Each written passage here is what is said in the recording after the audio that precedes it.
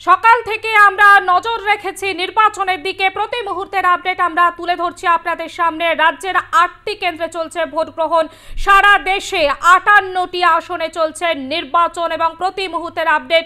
বিক্ষিপ্ত অশান্তির খবর কোথাও থেকে আসছে, কোথাও ইভিএম খারাপ ছিল, কোথাও ভোট দিতে বাধা, বুথ জ্যামের অভিযোগ, কোথাও প্রার্থীকে ঘিরে বিক্ষোভ, এরকম একাধিক খবর আপনাদের সামনে বারবার তুলে ধরছি। তমলুক কেন্দ্রে ভবানীপুরে বিজেপি প্রার্থী অভিজিৎ গাঙ্গুলিকে কেন্দ্র করে তুমুল বিক্ষোভ। প্রায় 1 ঘন্টা গাড়িতেই আটকে রইলেন প্রার্থী। পরিস্থিতি সামাল দিতে ফোন করলেন কিউআরটি টিমকে। বিজেপির প্রার্থীর অভিযোগ, ছাপ্পা ভোটের খবর পেয়ে তিনি বুথ পরিদর্শনে যান। অন্যদিকে ভোটারদের দাবি, তাদের ভোটদানে বাধা দেওয়া হচ্ছে।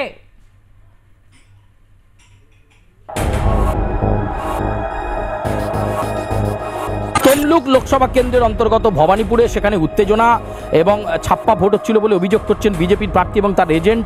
এরপর তারা নিজেরা ভুয়ো ভোটারদেরকে ধরতে যান এবং তারপর এখান থেকে পালিয়ে যায় দুষ্কৃতীরা, এমনটাই অভিযোগ। জুতো পড়ে রয়েছে বিভিন্ন জায়গায়, জুতো পড়ে রয়েছে, কার্যত পালিয়ে যাওয়ার চেষ্টা করেন দুষ্কৃতীরা, এমনই অভিযোগ করা হচ্ছে। বিষয়টি নির্বাচন কমিশনের দৃষ্টি আকর্ষণ করা হয়েছে এবং এই পাড়ার মধ্যে যথেষ্ট উত্তেজনা রয়েছে। গো ব্যাক স্লোগান তারা দিচ্ছেন। আমরা একটুখানি শুভঙ্করকে বলবো একটুখানি ছুটে যেতে, পরিস্থিতি কি রয়েছে এখানে সেটা জানবার জন্য, যে এখানে কি পরিস্থিতি রয়েছে আমরা সেটা একটুখানি জানবার চেষ্টা করব, যে কি পরিস্থিতি এখানে রয়েছে, কি অবস্থা। যারা বিজেপি করে তারা হচ্ছে আপনাদেরকে মিথ্যা করেছে, ভুল করেছে। এখানে শান্তিভাবে আজ পর্যন্ত কোন দিন ছাপ্পা হয়নি।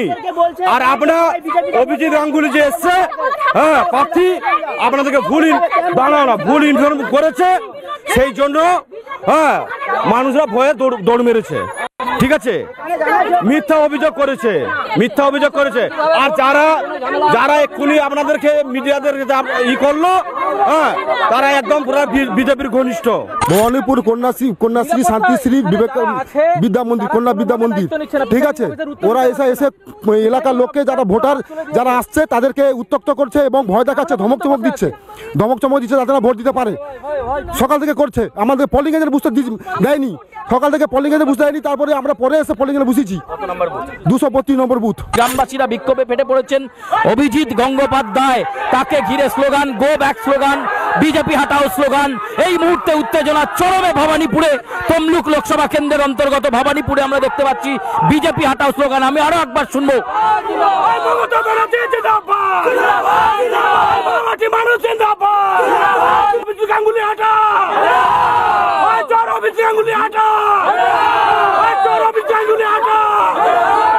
চোর স্লোগান এই মুহূর্তে আরো দেখাতে চাইবো। অভিজিৎ গাঙ্গুলির কনভয় সেটা সামনে দাঁড়িয়ে রয়েছে, চোর স্লোগান চলছে এবং অভিজিৎ গাঙ্গুলি বিজেপির প্রার্থী, তার গাড়ির সামনে বিক্ষোভ এবং এই মুহূর্তে উত্তেজনা পরিস্থিতি ভবানীপুরে আমরা দেখতে পাচ্ছি। অভিজিৎ গঙ্গোপাধ্যায় তার একেবারে গাড়ির সামনে বিক্ষোভ কিন্তু চলছে এবং অভিযোগ পাল্টা অভিযোগ চলছে। তিনি এখনো পর্যন্ত ভবানীপুরেই রয়েছেন। অভিজিৎ বাবু বলছেন যে বিজেপি এখানে ভোট দিতে দিচ্ছে না, এজেন্টে অভিযোগ করছে, তাদেরকে বাধ্য করছে বিজেপিতে ভোট দেওয়ার জন্য। বাজে বাজে অভিযোগ করছে, কোনো মাথা মুন্ডু নেই।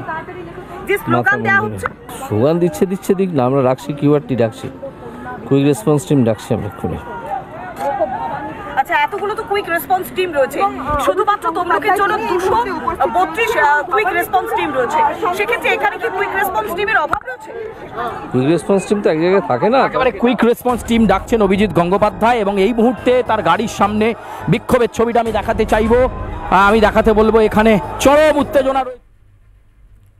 আপনাদের দেখাচ্ছিলাম সেই ছবি। অভিজিৎ গাঙ্গুলিকে দেখে কিভাবে চোর স্লোগান দেওয়া হয়, বিজেপি হটাও এই স্লোগান তুলে ধরা হয়, বিক্ষোভ দেখানো হয়, চরম উত্তেজনার পরিস্থিতি তৈরি হয়। আমাদের প্রতিনিধি সুচারু মিত্রের সঙ্গে রয়েছেন সরাসরি অভিজিৎ গাঙ্গুলি। কি বলছেন অভিজিৎ গাঙ্গুলি?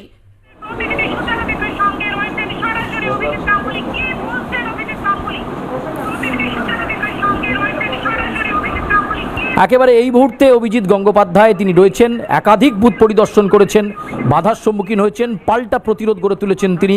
কুইক রেসপন্স টিমকে ডেকেছেন এবং সেখান থেকে তারপর বেরিয়ে এসে আবার অন্য বুথে গিয়েছেন। আমরা কথা বলবো অভিজিৎ গঙ্গোপাধ্যায়ের সঙ্গে। আপনাকে আরপ্লাস নিউজে স্বাগত জানাই।